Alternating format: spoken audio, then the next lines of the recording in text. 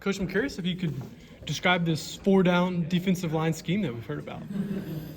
Yeah, so we're primarily going to be operating out of a four-down structure, very multiple with the coverages that we'll utilize. For us, I think the biggest philosophy with the defensive line is just being able to let those guys pin their ears back and cause as much disruption on the opposite side of the line of scrimmage.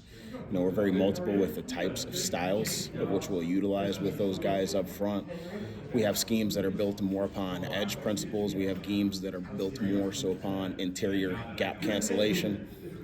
Within our structure, we can actually get to, a three-down front, but with four-down personnel. So we're really multiple with what it is that we do, and I know it's going to be a little bit different, than what it has been in the past traditionally. But I think the guys are excited just to be able to have the opportunity for maybe some more things to open up for them up front. And you've been working in that system for a while now with Coach Rogers. Tell me about your relationship with him and how far you go back and why you followed him to Ames, Iowa. Yeah, so I first got with Coach Rogers and the rest of the staff at South Dakota State in 2023. That was our first year together. We were able to win the national championship that year. And then we made the transition to Washington State together as well before we made our way here to Ames, Iowa at the end of December. So we have a lot of familiarity with one another. I think our continuity is extremely strong. And I think the guys have been able to feel that within the locker room, because the closer the coaches are, the players are going to feel that. And ultimately, the closer the players become as well because of that. So we're excited to be able to make this transition together on the defensive side of the ball and just continue to build upon the tradition that's already been built here at Iowa State. What's one word you'd use to describe your football philosophy? Violent. I think that's the biggest thing with us up front. We got to be the most violent group on the field. We talk a lot about controlled chaos, right? Being able to play within our technique, but it's got to be violent, and it's got to be game altering. That's the biggest thing that we're always shooting for up front is that anytime that we step foot on the turf, offenses, they have to dictate what they do around us, right? Schematically, from a personnel standpoint. I think that's one of the biggest things that I always try to focus on with my guys is that every one of them has different skill sets. We have to do a great job as far as being able to complement one another within the room. That was something that we've been able to do at South Dakota State, Washington State, and that's something that we're going to be able to do here as well. So extremely excited about the opportunity moving forward to be able to do that. When you have that familiarity with Coach Rogers and some of the other defensive staff members, does it make it easier to synergize with the rest of the defense between linebackers and communicate with the secondary as well? 100%, because at any point in time, I can go down to the safeties room, right, and go in there and chop it up with Coach Minich, and the safeties will see how me and him are. Vice versa, Coach Bobbitt can come into the defensive line room, right, and he can just hang out with us. And I think, again, that familiarity that we have, it allows the guys an opportunity to be able to build up really close relationships with one another. And I think that's a big part of defensive success, right? The trust and the continuity in the guy next to you, right? And making sure that we're all doing our 1/11th and that we're all bought into our role and how it makes the person next to them perform at a certain level and how it helps the person behind them perform at a certain level.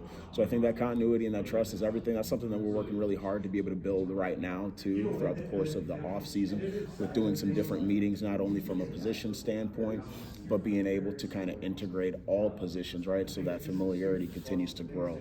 I'm sure you've done research coming in here, but the fans are kind of starved for more quarterback pressure, more sacks. I saw the guys that you brought from Washington State combined for about 14 sacks. Just what is your philosophy when it comes to creating that chaos or being able to create that pressure and push up front?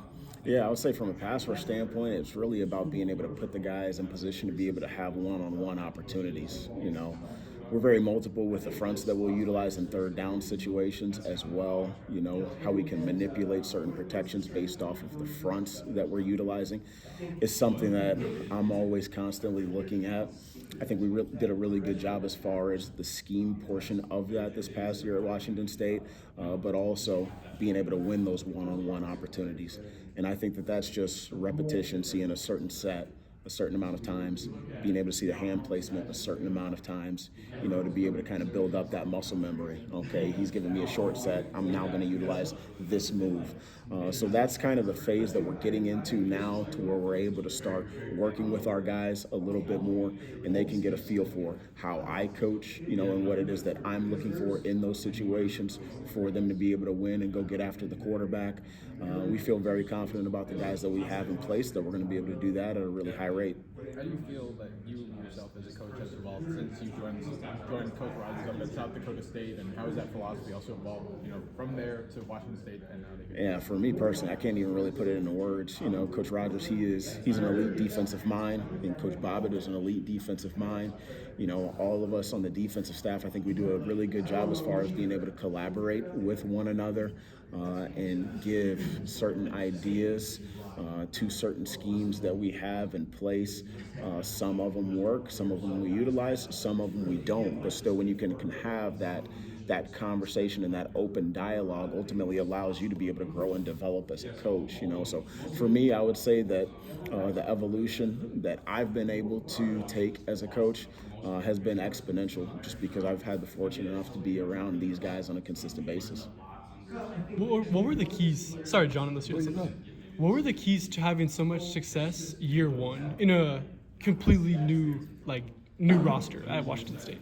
Yeah, just being able to get to learn the guys as quickly as possible, building the relationships and having a really strong foundation within the locker room and within the building, because I do believe it's not always the most talented teams that have the most success. I believe it's talented teams that have that continuity and that trust and that connectivity. And like I mentioned earlier, that's something that we're working really hard on right now, with just different meetings and different segments, to where guys can learn more about one another. And that's for us as coaches as well. Like when we split up into what we call our DNA teams, as coaches, we're with a group each of those sessions, and we're learning about guys' whys. We're learning about their family history. We're learning about their aspirations.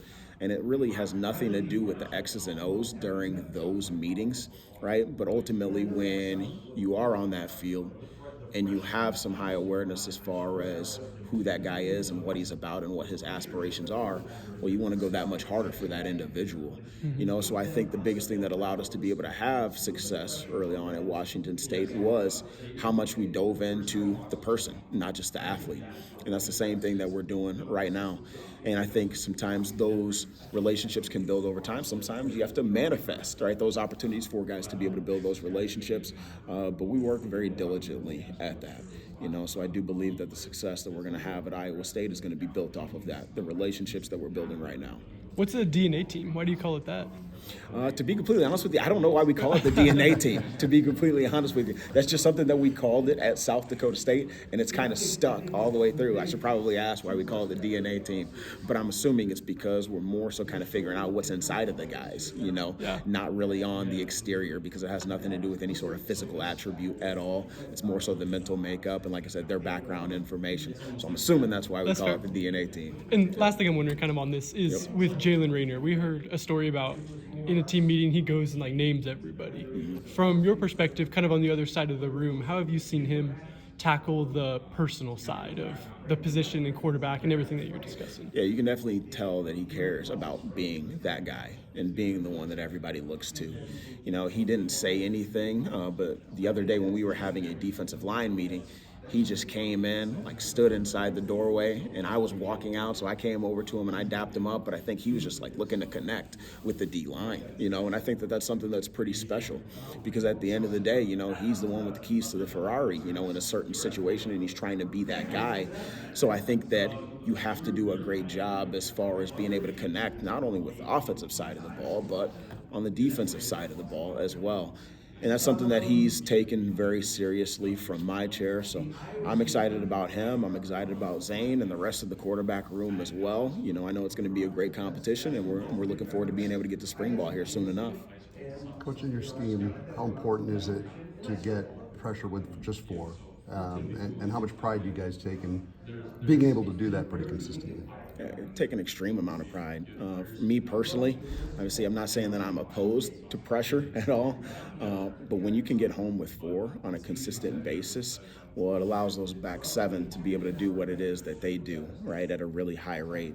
And I think it allows you to be more multiple with what you can do defensively from a coverage standpoint. And again, I think we've done a good job of that. We're always striving to be able to be better, right, than we were the previous day, previous season. But anytime that you can dictate the game with 4, well, it just puts so much pressure on the offense. I mean, we just saw what happened in the Super Bowl too, right, with the Seahawks, right, being able to essentially control that game with their front 4. So that's always the expectation: win with 4, and then add in a little pressure when we need to here and there. Appreciate it.